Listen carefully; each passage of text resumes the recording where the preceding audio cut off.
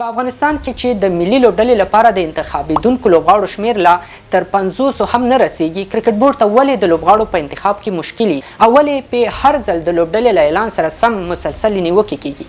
ستونزه چیرته ده؟ راځئ همدې پوښتنې ته د ځواب پیدا کولو لپاره د نورو هیوادونو لوبغاړو د انتخاب پروسه وڅېړو او له دې لارې ځان پوه کړو چې ستونزه چیرته او حل لاره یې څه ده.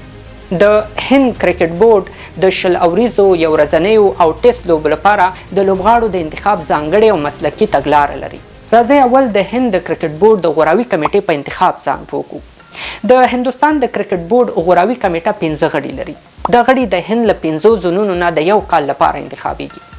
د سلیکشن یا غوراوي کمیټې د غړیتوب اخیستلو لپاره هر څوک اسناد نشي جمع کولی. یوازې هغه څوک اسناد جمع کولی شي چې لږ تر لږه 20 ټیسټ لوبې کړي او همدارنګه د رانجي ټرافي سیالیو په 50 لوبو کې هم لوبېدلی. د دې ترڅنګ باید لږ تر لږه 15 کاله مخکې له کرکټ نه استعفا هم کړي. په دغو شرایطو برابر کسان خپل اسناد کرکټ بورډ ته لیږي. کرکټ بورډ د دغو اسنادو د ارزونې لپاره یوه بېطرفه کمیټه جوړوي. له دې وروسته یوه بله بېطرفه کمیټه بیا د شارټ لیست شوو کسانو نه انټرویو اخلي او د نتیجو په اړه بیا د کرکټ بورډ د عمومي شورا نهایي تصمیم نیسي. کله چې دا 15 کسان انتخاب شي د دوی دنده دا وي چې په ټول هیواد او په تیره بیا خپلو زونونو کې د ښوونځیو کرکټ، د ولسوالیو په کچه کرکټ، ایالتي کرکټ او ټولې کورنۍ سیالۍ مسلسلې تعقیب کړي څو په ټول هیواد کې ځوانانو او لوبغاړو ته د کرکټ موقع برابره شي. د لوبو له تعقیب وروسته د سلیکشن کمیټې دا 15 غړي بیرته کرکټ بورډ ته راستنیږي او د ملي لوبډلې کپتان او روزونکي په ګډون ناسته کوي. دوی سره د لوبغاړو خپل لیستونه هم وي، خو ترڅنګ یې د هغو لوبغاړو لیست هم ورکول کیږي چې په لوبډله کې له وړاندې موجود دي او د کرکټ بورډ لخوا د فټنس ځانګړی امتحان هم پاس کړی. د کپتان او روزونکي له مشورې وروسته د غوراوي کمیټې غړي د ټولو لوبغاړو د وروستیو لوبو ارزونه کوي او بیا یې په اړه رایه اچونه هم کوي. هر لوبغاړي چې ډېرې رایې واخیستي هغه په لوبډله کې انتخابیږي. همدارنګه د غوراوي کمیټه کوشش کوي چې په هره لوبه کې لږ تر لږه 2 یا 3 نوي لوبغاړي چې له خپلو زونونو نه یې راوچت کړي هم په لوبډله کې ورواچي څو په دې توګه د وخت د تېرېدو سره سم د پخوانیو لوبغاړو ځای نوی لوبغاړی ونیسي. اوس راځو د افغانستان د کرکټ بورډ سلیکشن کمیټې او د لوبغاړو د انتخاب کړنلارې ته.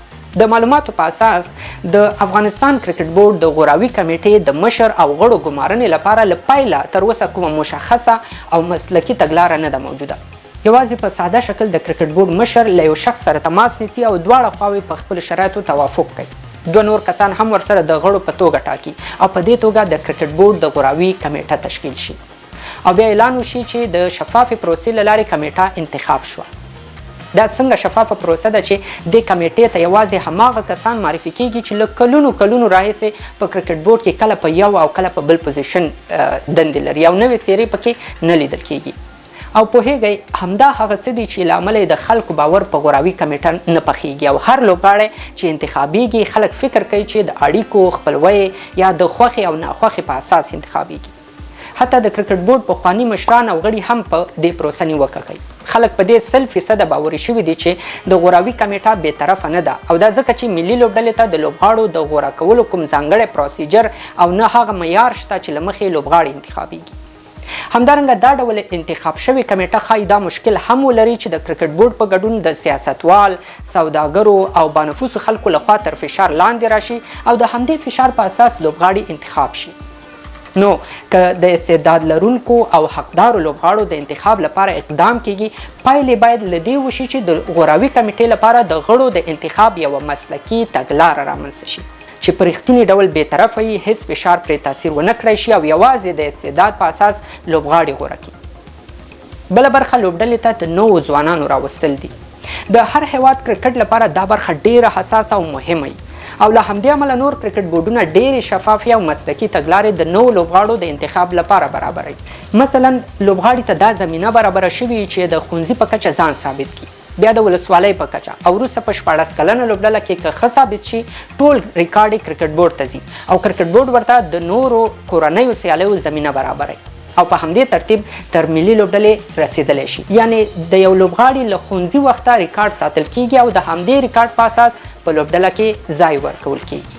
ځکه هغوی پوهیږي چې ډیر تنکي زلمیان او ځوانان دا ارمان لري چې په ملي لوبډله کې د هیواد لپاره ولوبیږي او د هغوی د ارمانونو د پوره کولو لپاره باید یوه مسلکي او هر اړخیزه تګلاره موجوده وي. زموږ په هیواد کې ډیر داسې لوبغاړي شته چې له ډیر ښه استعداد او ریکارډ لرلو سره هم تر ملي لوبډلې A لوبډلې یا هم 19 کلنې لوبډلې نه دي رسیدلي. برعکس ډیر هغه لوبغاړي تر ملي لوبډلې 19 کلنې او A لوبډلې رسیدلي چې عالي ریکارډ نه لري او یا بیخي ریکارډ نه لري. نو همدا هغه څه دي چې لامل د خلکو باور په شفافیت ختمیږي.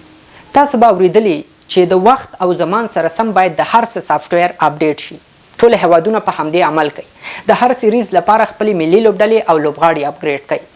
که موږ د خپل لوبډلې او لوبغاړو په اپګریډ پسې ونه ګرځو هغه ورځ به لرې نه وي چې له افغانستانه د کرکټ ټغر ورټول شي. هغه کرکټ چې په ډېرې سختۍ تر دې حده را رسېدلی. الله مو مل.